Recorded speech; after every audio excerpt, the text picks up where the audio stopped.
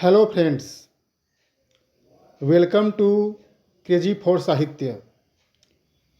आज का टॉपिक है द टच स्टोन मेथड। आज हम जानेंगे कि टच स्टोन मेथड क्या होता है। The touchstone method is given by Matthew Arnold in his remarkable work the study of poetry 1880।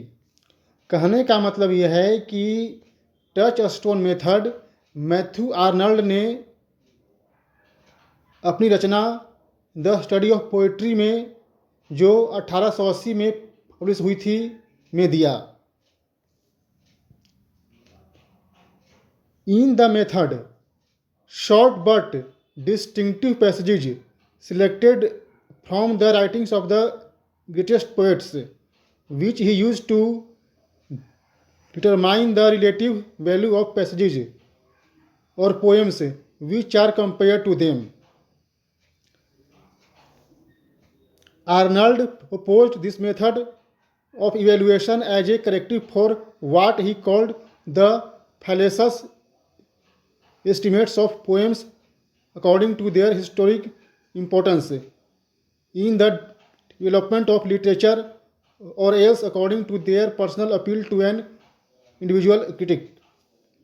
अब यहाँ पे समझने वाली बात यह है कि टच स्टोन मेथड क्या है। तो आर्नल्ड कहते हैं कि हम किसी भी पोएम को, पोएट्री को कैसे इवेल्युएट करेंगे। टच स्टोन मेथड पोएट्री को, पोएम को इवेल्युएट करने का एक तरीका है। तो वो कहते हैं कि हम किसी पोएट्री को कैसे इवेल्युएट करेंगे। तो वो बोलते हैं कि कुछ जो महान पोएट हैं, उनके जो महान रचनाएं हैं, उनको हम लेंगे और उनसे कंपेयर करेंगे जो बाकी रचनाएं हैं। मतलब जो कुछ राइटर जो बहुत महान हुए हैं, जैसे शेक्सपियर, मिल्टन, होमर, दांते, इनके कुछ पैसेजेज को, कुछ पोएट्रीज को, कुछ पंक्तियों को हम as a touchstone use करेंगे और उन्हीं के आधार पे हम जो बाकी रचनाएं हैं, जो बाकी कविताएं हैं, उनको हम जज करेंगे, उनको हम इवेल्युएट करेंगे।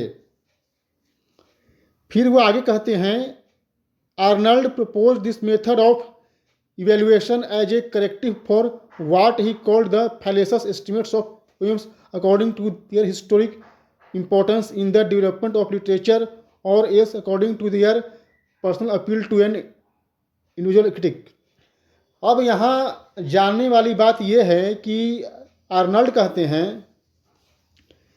कि आम तौर पर जो किसी पोएट्री का या किसी लिटरेरी वर्क का इवेल्युएशन होता है, ये उसको जज करते हैं, वो किया जाता है उसके हिस्टोरिक इम्पोर्टेंस पे, कि उसका लिटरेचर के डेवलपमेंट में कितना योगदान है, कितना महत्व है। लेकिन वो इसे बोलता है कि ये फैलेसियस है, इसका कोई महत्व नहीं है, ये भ्रमित करने वाली बात है। वो इसे बोलते हैं फैलेसियस। और वो ये भी बोलते हैं कि अगर कोई क्रिटिक अपनी इंडिविजुअल पर्सनल अपील पे किसी पोएट को या किसी रचना को एस्टिमेट करता है, इवेल्युएट करता है, तो वो भी गलत है। अब यहाँ पे ये देखने वाली बात है कि इसका कहने का मतलब ये है कि ना तो हमें किसी रचना को, किसी वर्क को हिस्टोरिकल बेस पे जज करना है, ना हमें किसी को, किसी पोएट या वर्क को उसके इंडिविजुअली अपील पे जज करना है। तो फिर जज कैसे करना है, वह बोलते हैं कि कुछ ग्रेट मास्टर्स हैं लिटरेचर में, उनकी रचनाओं को हम देख कर करते हैं। The touchstones he proposed are passage from Homer, Dante, Shakespeare and Milton, ranging in length from 1 to 4 lines. कहने का मतलब यह है कि होमर, दांते, शेक्सपियर और मिल्टन जैसे जो जो जो जो जो जो पोएट हैं, उनकी जो रचना है उनमें से कुछ पैसेजेज को, कुछ पंक्तियों को हम ले लेंगे जो 1 से 4 लाइन तक रहेंगी, और उन्हीं के आधार पे हम उनको, जो बाकी जो कविताएं हैं उनको हम एस्टिमेट करेंगे। मतलब ये एक कसौटी की तरह है कि हम इसी मापदंड पे हम बाकियों को हम आपेंगे। अब हम ये जानते हैं कि ये टच स्टोन मेथड ये आया कहाँ से। ये जो टच स्टोन शब्द है, ये वर्ड है, ये कहाँ से आया। तो ये touchstone is a hard stone use to determine by the streak left on it when rubbed by a piece of gold whether the metal is pure gold, and if not, the degree to which it contains an alloy। कहने का मतलब यह है कि touch stone एक कठोर पत्थर होता है, एक हार्ड स्टोन होता है, और उसका जो इस्तेमाल है वो ये डिटरमाइन करने में होता है कि कोई भी सोना कितना शुद्ध है। सोने को उस पत्थर पर रगड़ते हैं, और रगड़ने के बाद जो उस पर स्ट्रिक छूटता है, उस स्ट्रिक के माध्यम से हम एस्टिमेट करते हैं कि ये जो सोना है कितना शुद्ध है, या अगर अशुद्ध है तो इसमें कितना मिलावट है। और इसी से ये टच स्टोन मेथड दिया गया लिटरेरी क्रिटिक में।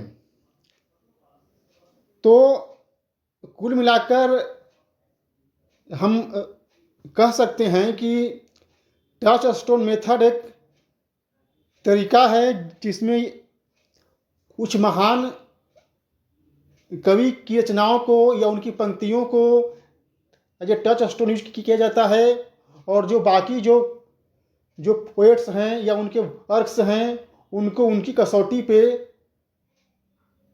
कसा जाता है, उनको वहाँ पे जज किया जाता है उनसे कंपेयर करके कि क्या ये उनके बराबर हैं या उनके इन्फीरियर हैं। तो ये थी आज का वीडियो। आपको ये वीडियो कैसा लगा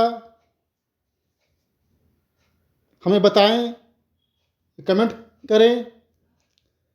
तब तक के लिए धन्यवाद।